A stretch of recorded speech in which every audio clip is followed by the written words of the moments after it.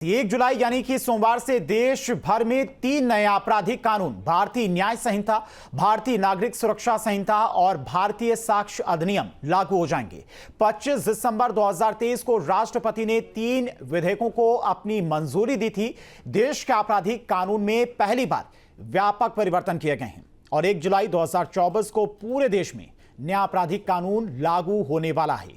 आज रात 12 बजे के बाद से जो भी आपराधिक घटनाएं होंगी उनमें नए कानून के अनुसार प्राथमिकी दर्ज की जाएगी। नए कानून में वैसे तो बहुत बदलाव हुए हैं। खास बात यह भी है कि संगीन अपराधों में सत्र परीक्षण के दौरान आरोपी डरा धमकाकर व लालच आदि के दम पर समझौते कर लेते हैं और फिर पीड़ित व गवाह अपने बयान से मुकर जाते हैं।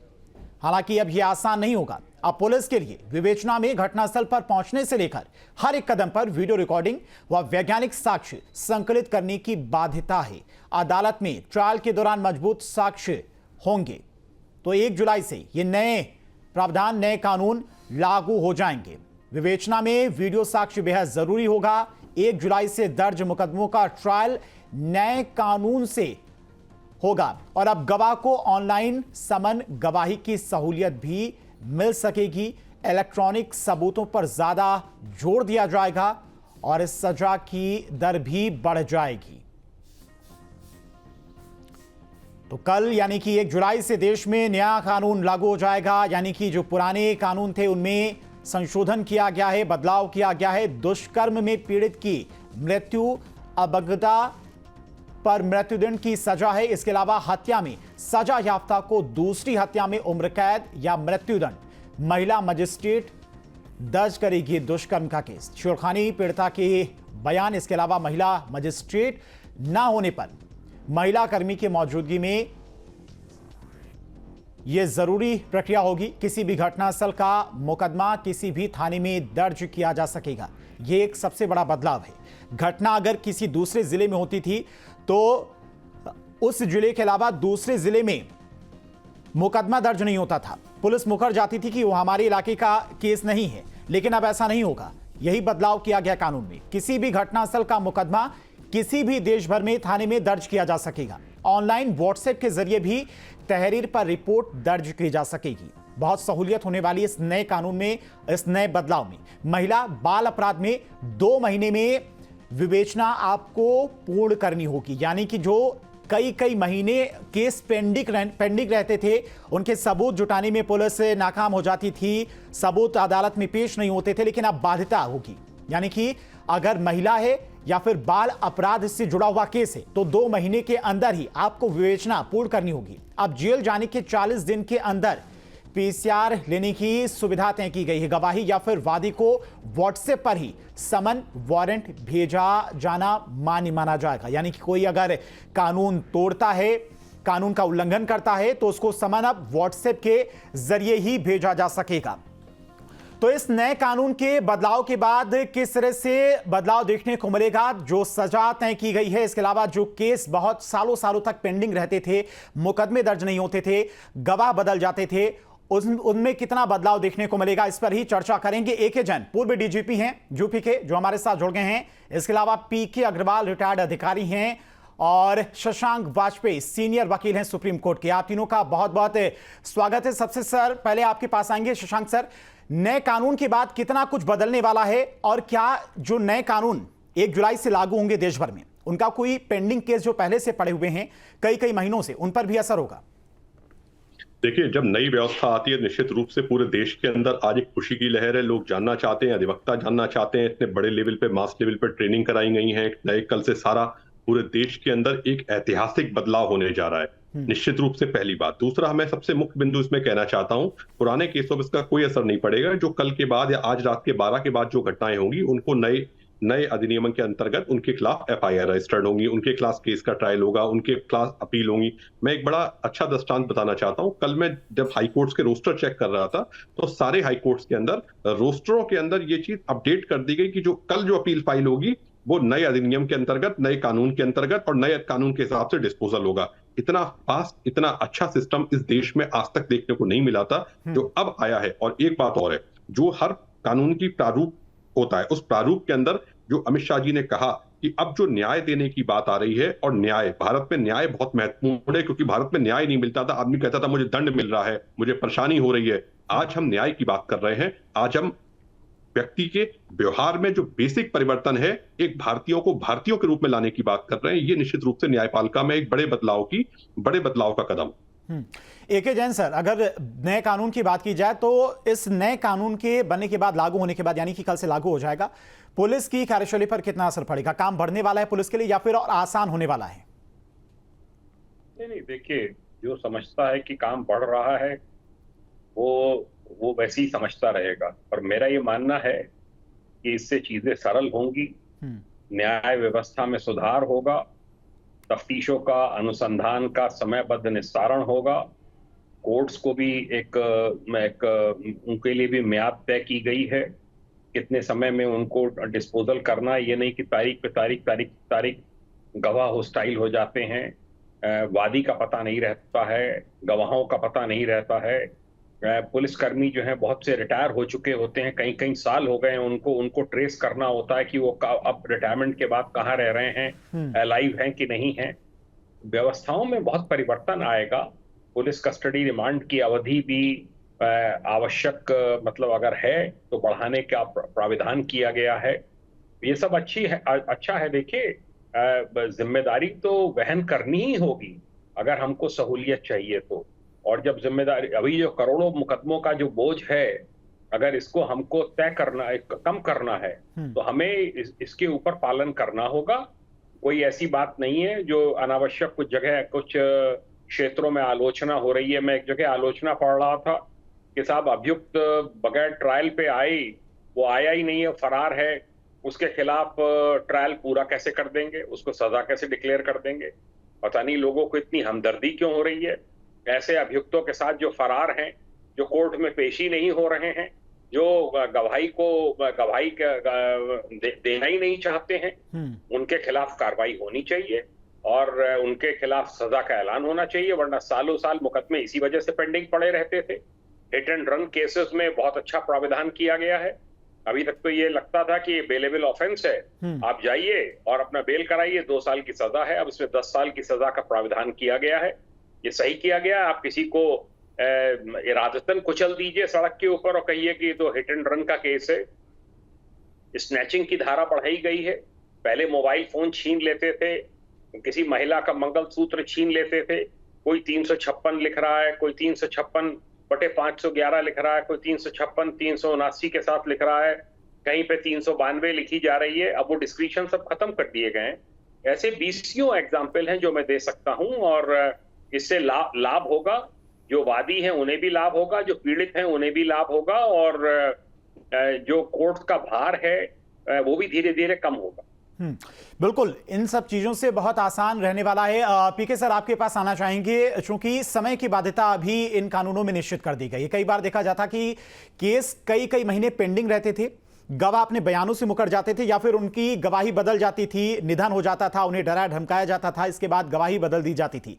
तो वो चीजें अब शायद इस कानून के लागू होने के बाद ना देखने को मिले। और साथ ही साथ जब जांच पुलिस शुरू करेगी किसी भी केस की, तो हर एक साक्ष्य की वीडियोग्राफी सुनिश्चित कर दी गई है, मतलब जरूरी कर दी गई है।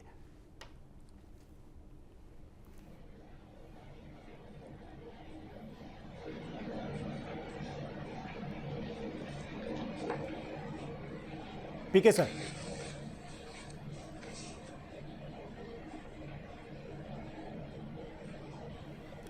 पीके सर, आप सुन पा रहे हैं? आवाज पहुंच रही है आप तक? हेलो, हाँ, मैं सुन पा रहा हूँ, बोलिए। समय की बाध्यता निश्चित कर दी गई है कानूनों के लागू होने के बाद। 1 जुलाई से जो कानून लागू होंगे। जी बिल्कुल। हाँ, तो इसमें क्या है, जो समय की बाध्यता निश्चित की गई है, तो आज भी जो हाई कोर्ट से आदेश आते हैं कोर्ट को कि इस समय में इतना करो, लेकिन कोर्ट नहीं कर पाता है। तो ये समय की बाध्यता सीपीसी में अमेंडमेंट के बाद भी ऑर्डर 17 रूल 1 में किया गया था कि 3 से ज़्यादा एक पक्षकार को एडजमेंट नहीं दिए जाएंगे। तो अभी कोर्ट एडजमेंट दे दी जाती है, वकीलों को पता नहीं है। तो इसका प्रोविज़न इसमें करना चाहिए था भारतीय न्याय संहिता में, कि जो एडजमेंट आते हैं और अगर 2 महीने के अंदर वो केस डिसाइड नहीं होता तो किसकी जिम्मेदारी होगी। सबसे अच्छा इसमें क्या हुआ कि अभी सम्मन को लेके लोग कहते हैं हमें सम्मन नहीं मिले हैं, लेकिन अभी क्या है कि व्हाट्सएप पे चला जाएगा किस तारीख आपको सम्मन इशू हुआ है, सब सम्मन मिला है नहीं मिला। तो बहुत अच्छा सुधार हुए हैं, लेकिन अभी ये इससे कितना तेज होगा, क्योंकि वीडियोग्राफी करना जैसे ही ऑफेंस हुआ, मैं रूस गया था तो वहाँ 2 महीने में प्रत्येक मुकदमे का डिसीजन आ जाता है, आपराधिक मुकदमे, क्योंकि वहीं वीडियोग्राफी वहीं विसरा लिया जाता है। तो इस प्रकार की व्यवस्था इंडियन एविडेंस एक्ट में, भारतीय साक्ष्य अधिनियम में भी की गई है, लेकिन इसकी प्रशासनिक व्यवस्था होना बहुत आवश्यक है।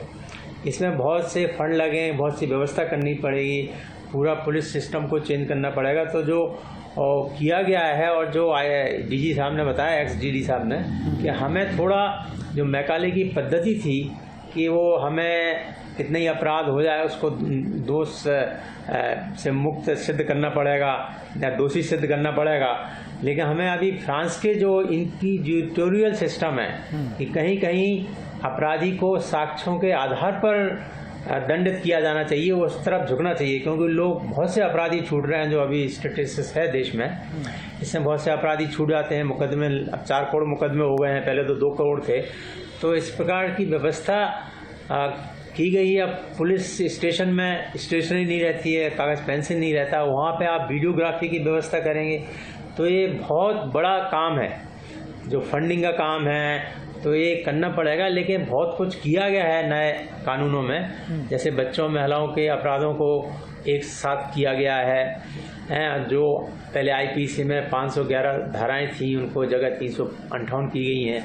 लेकिन अभी भी 6 अपराधों के लिए सामुदायिक सेवा का प्रावधान किया गया है, बहुत अच्छा किया गया है। छोटे छोटे अपराध हैं, कोई शराब पी के सोसाइटी में गड़बड़ करता है, तो छोटे छोटे अपराधों की सामुदायिक सेवा की व्यवस्था की गई है। और जो पुराने अपराध है, ठग वगैरह थे, 19 अपराध थे, उनको हटा दिया गया है। और जो पनिशमेंट था पहले 10 से 1000 रुपये तक था, अब 1000 की कोई वैल्यू नहीं, आज तक बढ़ा दिया गया है। तो ये बड़ा अच्छा काम किया गया है। और जो भारतीय न्याय संहिता में इलेक्ट्रॉनिक्स और डिजिटल रिकॉर्डों को साक्ष्य का आधार माना गया है, तो बहुत अच्छे सुधार हुए हैं। लेकिन इसमें अब जैसे उसका भी बहुत अच्छा हुआ है कि जो लिंचिंग करते लोग, अपराध करते, मर्डर 103 धारा में, लेकिन जो 302 मर्डर था उसको 103 कर दिया गया। अब इसको ग्रस्त करने के लिए 302 चला आ रहा है पुलिस थाने में, लोगों के दिमाग में इतने दिनों से। अगर उसी धारा में रखने की कोशिश किया जाता तो बहुत अच्छा रहता। ये चुनौतियां रहने वाली। ठीक है सर, आएंगे आपके पास। सुशांत सर, अगर बात करें पेंडिंग मुकदमों की, तो देखा जाता है कि जैसा कि पीके सर भी बता रहे थे, करीब 4 करोड़ के आसपास पेंडिंग मुकदमे। एग्जाम्पल के तौर पर देखें कि किसी भी कोर्ट में अगर एक दिन में 10 मुकदमे दर्ज हो रहे तो उनमें से सिर्फ 1 या 2 में ही न्याय हो पा रहा है। इन कानूनों के बदलाव के बाद क्या इन केसेस में भी कमी देखने को मिलेगी आने वाले समय में? देखिए, भारत सरकार की जो प्राथमिकता थी, उस प्राथमिकता को सर्वोपरि स्तर पर रखने के बाद उन्होंने नई इंडियन लिटिगेशन पॉलिसी, जो भारत में पहली बार लॉन्च हुई है, गवर्नमेंट ऑफ इंडिया ने उसको किया है, उसका पहला प्रारूप ये है कि 2029 तक हम 5 करोड़ मुकदमों को 1 करोड़ मुकदमों के ऊपर लेके आएंगे। उसी संशोधन के क्रम पे ये तीनों नए कानून जब लागू किए गए हैं, आज रात से लागू किए जाएंगे। लागू करने के बाद प्राथमिकता एक जस्टिस क्लॉक लगाई गई है हर हाई कोर्ट के अंदर, हर डिस्ट्रिक्ट कोर्ट के अंदर, उच्चतम न्यायालय के अंदर। उसमें ये कहा गया है कि भाई देखिए, जो पुराने मुकदमे हैं उनको हम डिस्पोज कर रहे हैं, ओल्डेस्ट मुकदमे उनको भी डिस्पोज कर रहे हैं, पर जो लेटेस्ट मुकदमे फाइल हो रहे हैं, आप ये देखिए कि भाई जो मुकदमा आज फाइल हुआ है उसको डिस्पोज होने के लिए हमने 3 साल की समय सीमा अगर दी है, तो उम्मीद रखिए वो 3 साल में भी डिस्पोज होगा। और जो नए मुकदमों की संख्या बढ़ रही है, तो निश्चित रूप से उसमें एक चीज बहुत जरूरी आपको जानना आवश्यक है देश के लिए, कि वो है मुकदमे भी पिछले साल के या पिछले से पिछले साल के या 2-3 सालों के होते हैं। ऐसा नहीं कि बहुत पुराने मुकदमे, बहुत लिमिटेड नंबर ऑफ मुकदमे हैं और कोर्ट्स उनको प्रायोरिटी पर डिस्पोज कर रही है, पहली बात। दूसरा, इन मुकदमों को, इन कानूनों के आने के बाद जो देश के अंदर सबसे बड़ी प्राथमिकता और सम्मान की जो बात आई है, वो भारतीय महिलाओं को, भारतीय बुजुर्गों को, भारतीय बच्चों को, और उनको वह सम्मान की भावना फील होगी कि अब हमें पुलिस थाने के चक्कर नहीं लगाने पड़ेंगे, हाथ नहीं जोड़ने पड़ेंगे, रिक्वेस्ट नहीं करनी पड़ेगी, 10 लोगों से रिक्वेस्ट ये नहीं कहना पड़ेगा कि मेरी एफआईआर रजिस्टर्ड करो। एफआईआर उनका अधिकार है, एफआईआर का क्षेत्राधिकार भी उनका अधिकार है, जहां चाहेंगे वहां एफआईआर दर्ज करेंगे और पुलिस अपनी सुविधा के अनुसार उसके क्षेत्राधिकार के थाने में उसको ट्रांसफर कर देगी। कोर्ट को ये बाध्यता दी गई है कि एक मुकदमे में आप 2 बार से ज्यादा एडजमेंट नहीं देंगे। हर मुकदमे की एक समय सीमा तय की गई है। तीसरा, जो सबसे बड़ी बात थी भारत में, इन सब न्याय मिलता था, परेशानियां होती थी, नहीं मिलता था। अब एक बाध्यता जो बहुत बड़ी खत्म की गई है वो की है इलेक्ट्रॉनिक एविडेंस के आने से, कि जो लोग आज एफआईआर लिखाते हैं मुकर जाते हैं, आज एफआईआर लिखाते हैं कुछ साक्ष्यों की कमी से अभियुक्त छूट जाते हैं, वो है उसमें बहुत बड़ी गिरावट आएगी। कन्विक्शन रेट बहुत ज्यादा बढ़ेगा। अगर आपने अपराध किया है तो आपको अपराध में सजा अब सुनिश्चित करने की दिशा में सजा होगी। लेकिन शशांक सर, कई बार देखा जाता है कि कई मुकदमे ऐसे होते हैं, कोर्ट में मुकदमा पहुंचता है, पुलिस की तरफ से तमाम सारे सबूतों और गवाहों के तहत मुकदमे लिखे जाते हैं, लेकिन 6 महीने साल भर कोई इंसान जेल में रहता है और आखिर में पता चलता है कि उसके खिलाफ कोई सबूत ही ठोस नहीं थे, उसके खिलाफ 1 साल जेल में रहने के बाद उसकी भरपाई कौन करेगा? देखिए, बेल के ऊपर अभी बहुत ज्यादा स्पष्टीकरण इसमें नहीं आया है, परंतु ये बात जरूर की गई है कि चार्जशीट को हम लोग विद इन टाइम फाइल करेंगे, कोर्ट को विद इन टाइम कंक्लूड करेंगे। बेल जो देना है वो कोर्ट का सब्जेक्ट टू डिस्क्रिप्शन, और उसके बाद जो हमारे मल्टीपल टेस्ट है उन टेस्ट को डिसाइड करने के बाद कोर्ट बेल देती है कि अपराध किस प्रकृति का है, कैसे उसको बेल दी जाती है, क्या सेक्शंस उसके ऊपर लगे हैं। अगर जघन्य प्रकृति का अपराध है, निश्चित रूप से एक शख्स तुरंत बेल मिलना बहुत मुश्किल है और सबसे बड़ी बात है, आज हमें बेल से ज्यादा जरूरी है सजा मिलना। अगर किसी के मन की भावना आहत हुई है, अगर किसी के संग अपराध हुआ है और हम उसको सजा नहीं दिला पाते हैं, तो सिस्टम की उन खामियों को इन कानूनों ने दूर किया है। विधि मंत्रालय निश्चित रूप से दिन रात इसके लिए कार्यरत है, दिन रात कार्य कर रहा है, और कार्य करने के बाद वह कार्य अवेयरनेस को देश के हर जगह, मतलब छोटी सी छोटी जगह तक उन्होंने अवेयरनेस को पहुंचाने की कोशिश की है। आज हर व्यक्ति कह रहा है अब साहब 302 नहीं, 302 की जगह 101 हो गया है। तो लोगों को धाराओं को भी सरल किया गया है, धाराओं को कम किया गया है, अपराधों की धाराओं से ज्यादा अपराध के लिए जो सख्तियां की जा सकती थी कि उसको इंश्योर करने के लिए कि उसका कन्विक्शन हो, कन्विक्शन रेट बढ़े, लोगों के मन में भय प्राप्त हो और एक भय मुक्त जो सोसाइटी है उसकी स्थापना की जा सके देश के अंदर। एके जैन सर, कानून में बदलाव तो कर दिए गए हैं, सजा कठोर कर दी गई है, लेकिन जैसा कि पीके सर भी कह रहे थे, इन्हें लागू करवाना और जो व्यवस्थाएं जो कानून में कहा गया, वीडियो साक्ष्य आपके पास होना चाहिए, वीडियो साक्ष्य घटनास्थल के सबूत के तौर पर आपके पास होना चाहिए, इतना आसान होगा क्या इसे सब लागू करने में? कोई दिक्कत नहीं है इसमें। देखिए, ये तो आदेश हैं, पुलिस विभाग मैंने देखा है जो भी आदेश दिया जाता है उसका पालन करती है। जो संसाधन है गवर्नमेंट उपलब्ध कराएगी। अभी से अगर हम संसाधनों का रोना लेके बैठ जाएंगे कि हम तो नहीं कर पाएंगे, तो जैसे ऐसे सब आवश्यकताएं पड़ेंगी और संसाधन उपलब्ध कराए जाएंगे, बजटरी प्रोविजंस किए जाएंगे। वीडियोज आज की तारीख में बनाना कोई बड़ी बात नहीं है, वीडियो का साक्ष्य उपलब्ध कराना कोई बड़ी बात नहीं है। व्हाट्सएप मैसेजेस हैं और डिजिटल एविडेंस है और वीडियोज हैं, इन सबको बतौर एविडेंस एक्सेप्ट किया गया है। जब ये बने थे Indian evidence act 19th century में और आईपीसी, तब इन सब के बारे में किसी को कोई ज्ञान ही नहीं था। अब सारी व्यवस्थाएं बदल रही हैं, हमें धीरे धीरे बदलाव को एक्सेप्ट करना होगा और जो नए चेंजेस किए गए हैं मैंने भी पढ़े हैं, अच्छे हैं। सेडिशन का समाप्त किया गया है, वो कंट्रोवर्शियल था, पर उसके साथ साथ ये भी किया गया है कि भारत की सॉवरेनिटी वगैरह को लेके, संप्रभुता को लेके अगर कोई खतरा है तो ऐसे में कड़े प्रावधान किए गए हैं ऐसे तत्वों के विरुद्ध कार्रवाई के लिए। छोटे बच्चों को लोग हायर करके और उनसे क्राइम करा देते थे, उसमें भी उनको सजा का प्रावधान किया गया है कि उनकी सजा 10 साल तक की रखी गई है कि अगर वो बच्चों से क्राइम करवा रहे हैं, जिससे कि वो जेजे एक्ट के अंतर्गत उनका ट्रायल हो, तो इसमें भी प्रोविजन किया गया है। ये बहुत अच्छा प्रोविजन है। कई इसमें प्रोविजन बहुत अच्छे हैं और हमको देखना होगा, और सिवाय अभी से आलोचना करने के हम इसको अडॉप्ट करें, लागू करें और सख्ती से लागू करें, और फिर बाद में कोई दुश्वारियां आएंगी तो अमेंडमेंट हो जाएंगे। पीके सर, इन कानूनों में बदलाव की कितनी ज्यादा आवश्यकता थी? क्योंकि कई सारे ऐसी धाराएं थी, ऐसे कानून थे जो अंग्रेजों के जमाने के थे और उनमें बदलाव की बहुत पहले से ही मांग की जा रही थी।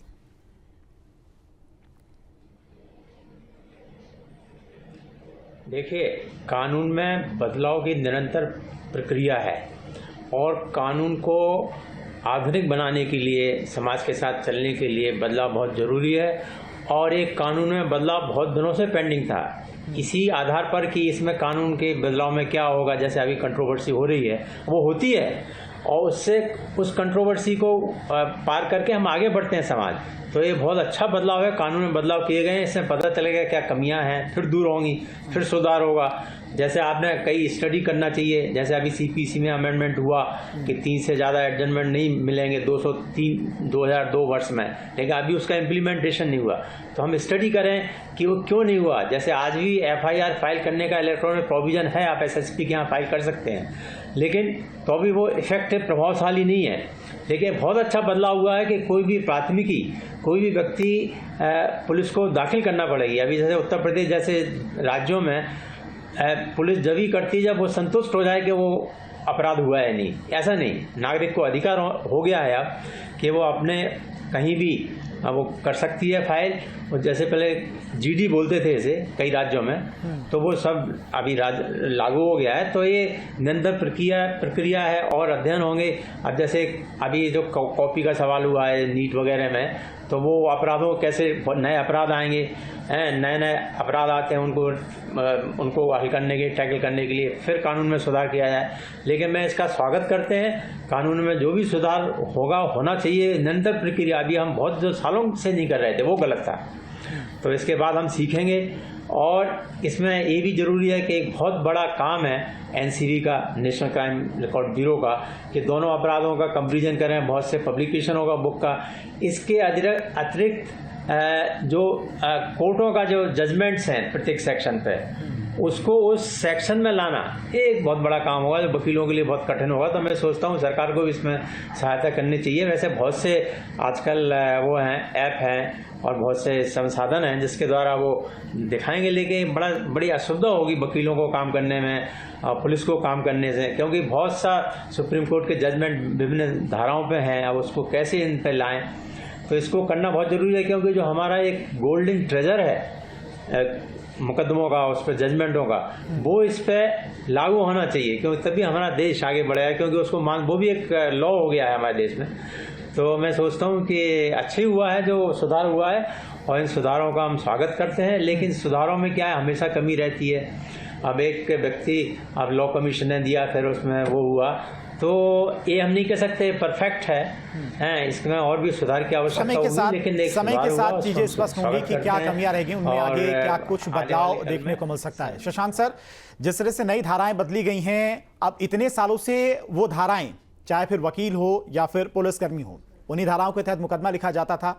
जो बच्चे, आने वाली पीढ़ियां हैं, वो वकालत की जो पढ़ाई कर रही या फिर पुलिस विभाग में जाना चाह रही, वो वही धाराएं अभी तक पढ़ते आ रहे थे, लेकिन अब उन्हें नई धाराएं अपने दिमाग में बैठानी होंगी।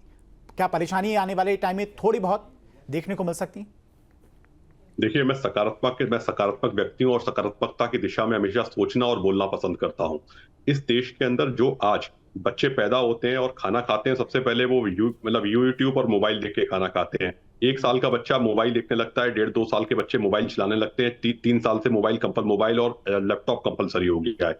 आज देश की, भारत की हर न्यायपालिका के अंदर, हर जिला न्यायालय से लेकर उच्चतम न्यायालय तक वीसी वीडियो कॉन्फ्रेंस की सुविधा उपलब्ध हो गई है।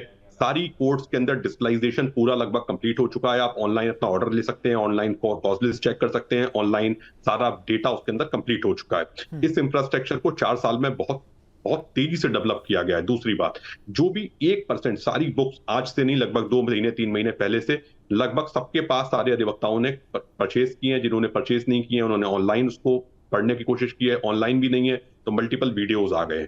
अधिवक्ताओं के रूप में बहुत सिस्टमैटिक चार्ट से इन्होंने हर किताब को एक्सप्लेन किया है, ऑर्डर्स को एक्सप्लेन किया है। तो परेशानी के बारे में जो मैं बात सोच रहा हूं वो 0% आने वाली है। हाँ, इंप्लीमेंटेशन के लिए थोड़ा समय चाहिए, सहजता आने में थोड़ा समय चाहिए, वह समय आएगा। पर एक जो अवेयरनेस थी, आज हर व्यक्ति, एक बात जो हमें मुख्य बात हर व्यक्ति को बतानी थी कि भाई आपका आज की डेट में आपका एफआईआर का राइट आपके पास आ गया है, आपकी शिकायतें दर्ज होगी और आपको न्याय मिलेगा, न्यूनतम समय में मिलेगा। पूरी प्रशासनिक मशीनरी आपका सहयोग करेगी। तो न्याय की व्यवस्था का जो सर्वोच्च उद्देश्य है वो उद्देश्य है मानव कल्याण, वो है न्याय, वो है न्याय की व्यवस्था में तत्कालिक, तुरंत, त्वरित न्याय। उन तीनों न्यायों के लिए आज जो कार्य हो रहा है वो निश्चित रूप से बहुत ही ज्यादा उत्साहवर्धक है, प्रशंसनीय है, सराहनीय है। और हम लोगों को इसमें थोड़ा जो सहयोग की आवश्यकता पड़ती है अधिवक्ता होने के नाते, वो निश्चित रूप से हम लोग करने के लिए पूर्ण रूप से सशक्त और तैयार है।